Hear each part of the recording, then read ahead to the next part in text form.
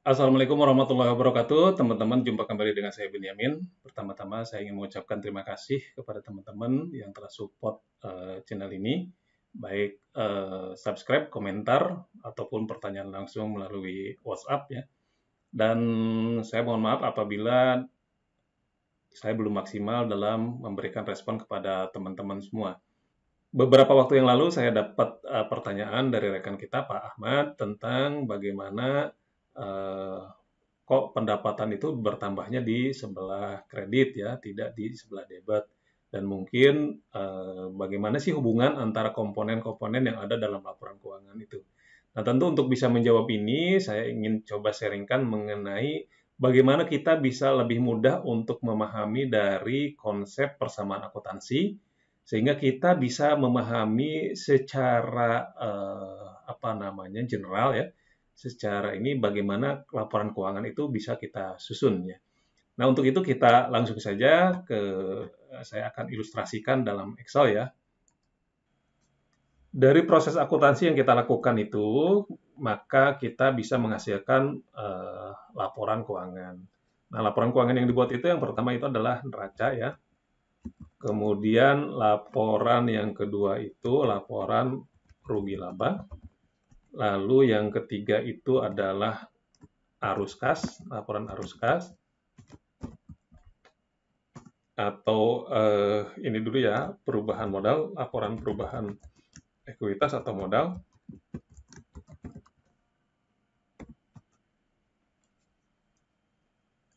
Yang keempat itu adalah laporan arus kas. Dan yang kelima itu catatan atas laporan keuangan. Laporan keuangan.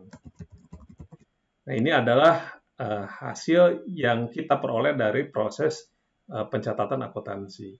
Nah, sebetulnya dari 5 laporan keuangan ini, yang paling utama itu ada 2, neraca dan rugi laba. Komponen-komponen dari proses akuntansi itu akan tercermin di sini di neraca dan rugi laba. Adapun misalkan perubahan ekuitas dan laporan arus kas itu memang bisa kita peroleh juga, tapi kuncinya adalah di sini ya, di neraca dan di rugi laba.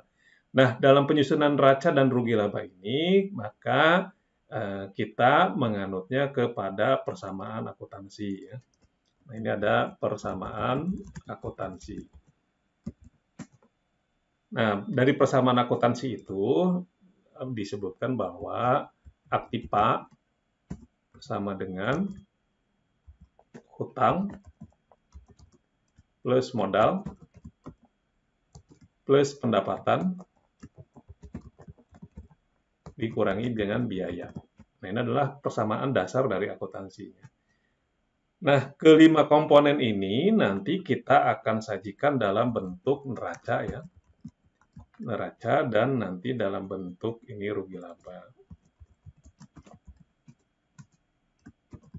Rugi laba. 3 komponen yang pertama ini itu disajikan di neraca. Ada aktiva, ini ada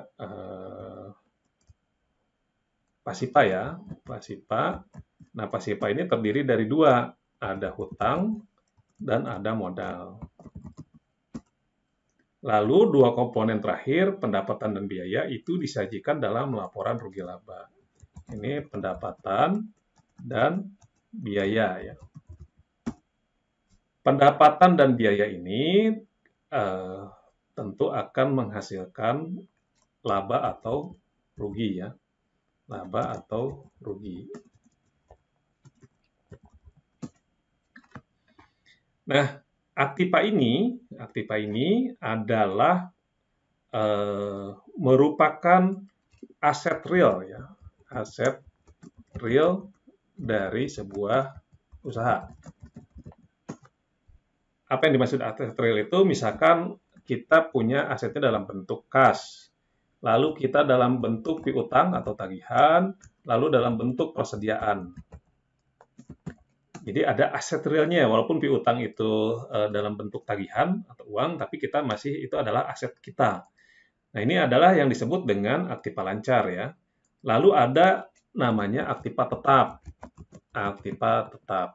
Aktiva tetap ini berupa bangunan Misalkan peralatan, lalu kendaraan.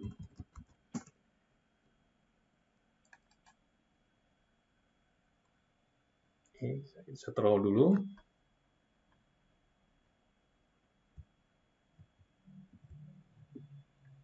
Ini adalah neraca ya, neraca.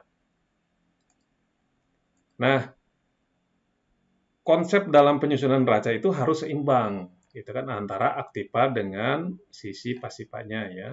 Ini kita tandai dengan warna hijau, misalkan ini adalah kita berikan warna kuning ya. Nah, kenapa harus seimbang? Karena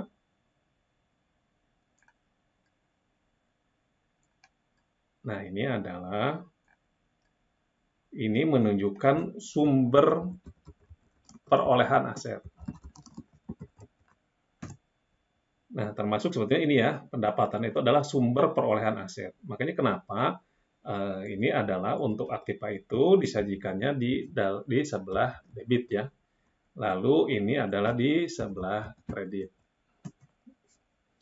Nah, karena pendapatan itu merupakan sumber dari perolehan aset kita, misalkan dari transaksi jual beli, maka pendapatan ini disajikannya di sebelah kredit. Kenapa biaya di ini kan? Karena ini adalah kontra dari pendapatan yang akan mengurangi dari pendapatan. Nah, itu makanya disajikannya di sebelah debit. Nah, di sini adalah aktiva itu disajikannya di sebelah debit ya, dan pasiva berupa hutang itu disajikan di sebelah kredit karena lawannya berlawanan antara debit dan kredit atau antara aset real dengan sumbernya dari mana. Tentu kan antara sumber dengan asetnya itu tidak bisa kita gabungkan, tapi itu adalah sebagai dua sisi mata uang yang berbeda antara aset realnya yang kita punyai dari dalam perusahaan itu dengan sumbernya dari mana. Makanya ini harus seimbang, gitu kan. Nah, hutang itu bisa berupa hutang jangka pendek, misalkan kalau dalam koperasi itu adalah simpanan sukarela ya, sukarela, lalu ada dana-dana SHU misalkan, SHU atau ada hutang usaha. Nah, kalau modal itu adalah dalam bentuk simpanan pokok misalkan, kalau di koperasi ya, simpanan pokok, simpanan wajib, ada cadangan misalkan, lalu ada laba rugi tahun berjalan. Laba atau rugi ya, laba atau rugi. Cadangan itu laba yang ditahan ya. Nah, ini adalah komponen-komponen yang disajikan di dalam neraca. Ada aktiva, ada pasiva, ada modal. Aktiva tadi aset realnya, pasiva itu adalah sumber aset kita diperoleh dari mana. Hutang itu bersumber dari pihak di luar perusahaan, ataupun pihak yang mempunyai hubungan dengan perusahaan, tetapi dana yang diberikan kepada perusahaan atau yang ditanamkan dalam perusahaannya bersifat jangka pendek. Sedangkan modal itu adalah sumber aset kita yang dibiayai atau diinvestasikan oleh pemilik perusahaan. Kalau dalam koperasi tadi simpanan pokok, simpanan wajib ya. Kalau dalam PT kan ada saham. Kalau dalam CP misalkan perusahaan perorangan itu adalah modal di setor misalkan. Nah, ini adalah modal yang bersumber dari pemilik. Jadi sumbernya dari mana? Asetnya dalam bentuk apa? Aset realnya. Sehingga antara debit dan kredit ini harus seimbang ya. Jadi ketika kita jumlahkan, itu jumlahnya ini harus seimbang ya.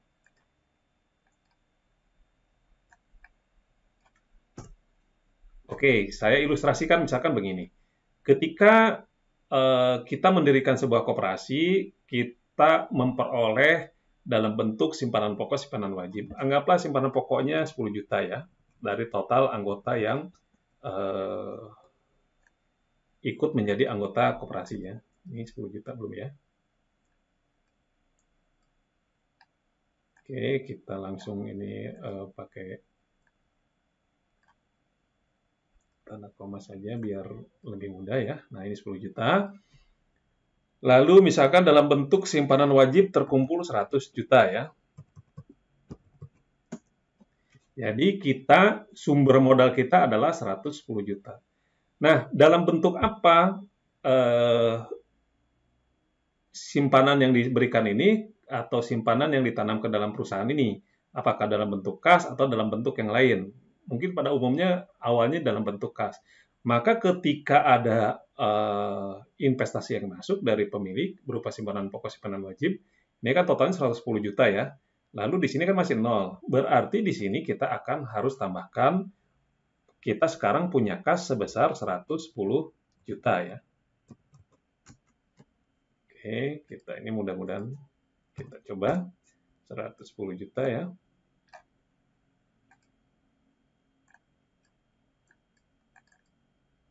Oke, kebanyakan 110 ya. Jadi seperti ini ya teman-teman. Jadi sumbernya adalah dari simpanan pokok, simpanan wajib, simpanan pokok 10 juta, simpanan wajib 100 juta. Dalam bentuk apa? Dalam bentuk uang tunai 110 juta. Nah, kalau misalkan ternyata tidak semuanya dalam bentuk uang tunai, diinvestasikan dalam bentuk misalkan ada peralatan, diberikan peralatan dan sebagainya, nah, tentu kita alihkan. Misalkan kita membeli peralatan atau mesin atau apa ya, peralatan anggap di sini misalkan dari dana yang diinvestasikan itu kita belikan peralatan misalkan 25 juta.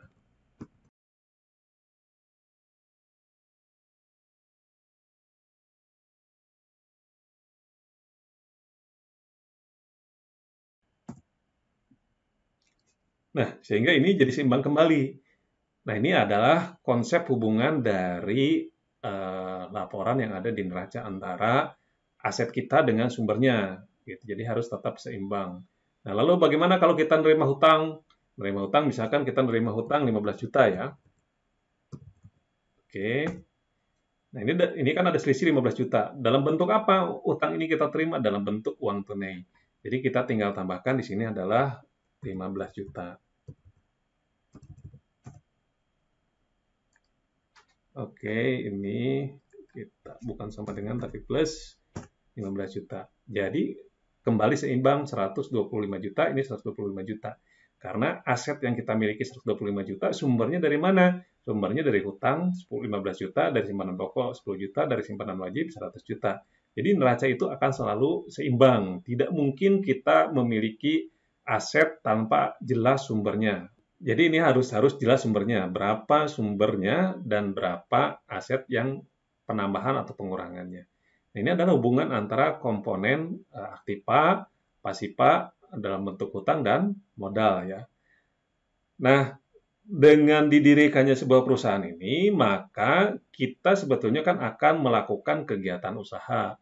Nah, atas kegiatan usaha itu tentu kita akan menghasilkan pendapatan dan juga mungkin akan mengeluarkan biaya. Maka ini disajikan dalam pendapatan dan biaya.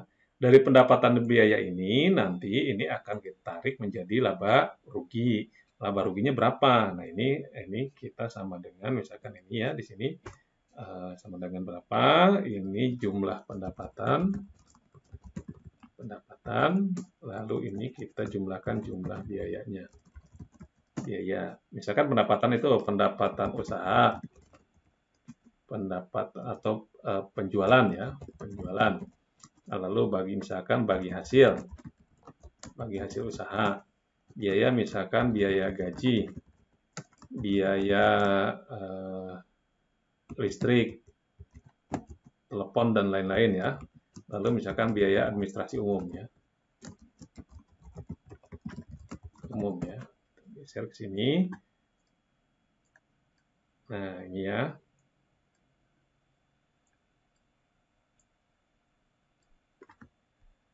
Oke, jumlah pendapatan ini kita kesinikan ya, biaya. Nah, kita jumlah pendapatannya berapa? Nanti kita di sini aja. Oke.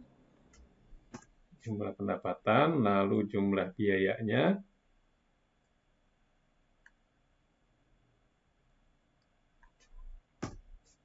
Lalu laba rugi itu adalah pendapatan dikurangi dengan biaya ya. Nah, ini pendapatan ini karena bertambah, komponennya sama dengan hutang dan ini, makanya ketika bertambah itu ada di sebelah kredit. Nah, misalkan gini, kita melakukan penjualan atas barang misalkan gitu ya. Kita dapat atau kita karena sebelum ada persediaan kita dapat atas usaha kita misalkan jasa servis atau apa misalkan kita dapat 500.000 ya, 500.000. Oke, kita geser lagi ke sini 500.000. Nah, kalau kita lihat di sini pendapatan bertambah 500.000 ya. Lalu ini laba ruginya karena belum ada keluar biaya dapat 500.000 juga. Nah, ke sini hubungannya adalah dari laba ruginya kita bertambah juga 500.000 sehingga laporan keuangan di neracanya ini menjadi tidak seimbang selisih 500.000. Kenapa seperti itu? Karena kita baru mencatat dari sisi sumbernya yaitu dari pendapatan. Nah, dalam bentuk apa pendapatan ini kita terima? Tentu dalam bentuk uang tunai. Maka di sini kita tambahkan dalam bentuk uang tunai itu adalah 500.000 ya. Nih, sehingga ini jadi seimbang. Kalau dalam bentuk jurnal itu kan jurnal untuk pendapatan itu adalah kas dengan pendapatan jasa. Kasnya debit gitu kan tadi misalkan 500.000 dengan apa namanya pendapatannya 500.000. Seperti ini ya. Termasuk mungkin dengan bagi hasil, misalkan dapat bagi hasil 250.000. Nah, ini kan kita baru nyatet bagi hasilnya. Ini di komponen rasanya jadi tidak seimbang karena kita baru nyatet satu sisi dari bagi hasilnya. Bagi hasil itu diterima dalam bentuk apa? Diterima dalam bentuk kas. Misalkan adalah 250.000. Nah, ini 100.750 seimbang lagi ya. Lalu kita keluarkan misalkan untuk biaya administrasi umum ya. Nah, ini karena berlawanan dengan pendapatan, maka ketika bertambah di sebelah debit, gitu kan. Kenapa di sebelah debit? Contoh misalkan ini, kita keluarkan untuk biaya administrasi umum misalkan 250.000. Ya. Ini akan mengurangi sumber aset kita, sehingga aset yang tadinya 125.750 sekarang cuma 125.500. Ada selisih 250. Maka ini dikeluarkannya kan tentu dari kas. Ini dikeluarkan kurang dari 250.000 ya. Nah, sehingga ini seimbang lagi. Karena ini jadi kalau bertambah itu dia di sebelah debit ya, karena akan mengurangi aset kita. Asetnya di sebelah kredit gitu ya. Jadi tadi kan ini ada biaya, misalkan biaya administrasi umum. Administrasi umum dengan dikeluarkannya kan tentu dalam bentuk kas ya, 250.000. Ini 250.000. Sorry, kita dibawahkan ya, 250.000. Nah, seperti ini ya. Jadi ini adalah kontra dari aset. Jadi ketika asetnya bertambah di sebelah debit, maka ketika biaya itu bertambahnya di sebelah debit karena tentu akan mengurangi resort atau aset kita ya. Sehingga asetnya itu di sebelah kredit jurnalnya kan gitu. Nah, ini adalah hubungan antara komponen-komponen dalam laporan keuangan baik dari sisi aktiva, hutang, modal, pendapatan dan biaya. Sehingga tadi persamaan akuntansi ini adalah aktiva sama dengan hutang plus modal plus pendapatan dikurangi dengan biaya. Nah, kalau kita bisa mencermati hal ini, bisa kita memahami konsep ini, maka sebetulnya untuk bisa menyusun laporan keuangan itu mudah. Tinggal kita bisa menempatkan di mana posisinya, apakah itu komponennya adalah masuk ke kas, ke hutang, ke modal, atau ke pendapatan dan biaya. Dan hubungan-hubungannya ini bisa kita atur sebetulnya kalau hanya untuk keperluan internal, misalkan yang sederhana, laporan keuangan itu bisa dibuat dalam bentuk seperti ini ya, tidak perlu jurnal yang pusing dan sebagainya. Tapi untuk kepentingan administrasi yang baik, kepentingan untuk pelaporan dan pertanggungjawaban, lalu kita juga dalam penyusunan laporan keuangan itu adalah ada standar akuntansi yang juga harus dipatuhi, maka ada pencatatan itu dibentuk dalam bentuk jurnal ya. Tapi kalau untuk UKM misalkan ini mudah juga sebetulnya membuat laporan keuangan itu. Tinggal membuat seperti ini, maka teman-teman sudah bisa membuat laporan keuangan. Baik, teman-teman, itu saja yang bisa saya sharingkan. Semoga bisa membantu dan bisa lebih memudahkan untuk teman-teman bisa memahami bagaimana sih membuat laporan keuangan itu, bagaimana hubungan antara komponen-komponen di laporan keuangan itu. Sampai jumpa kembali pada video selanjutnya. Terima kasih. Assalamualaikum warahmatullahi wabarakatuh.